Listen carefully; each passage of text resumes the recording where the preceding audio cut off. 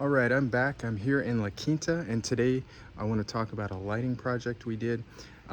Something interesting came up because they just wanted lit around the pool, but what we did is we encouraged them to continue lighting the rest of the yard just to make it all complete. So let's check it out. So over here we had 13 lights around the pool area. There's some more trees around the side. And then this area was not originally planned to be lit. So again, just to make it cohesive, we went ahead and we're able to put in a light there, and then 3 lights on these trees. Now, why did we stop here? Well, because there's gonna be a shed here eventually. And so everything past that point is really not gonna be seen. So there's no real point in lighting that up. So this job in La Quinta is complete. We did a total of 26 lights, and that's pretty typical for something of this size. So stay tuned, watch for the next project.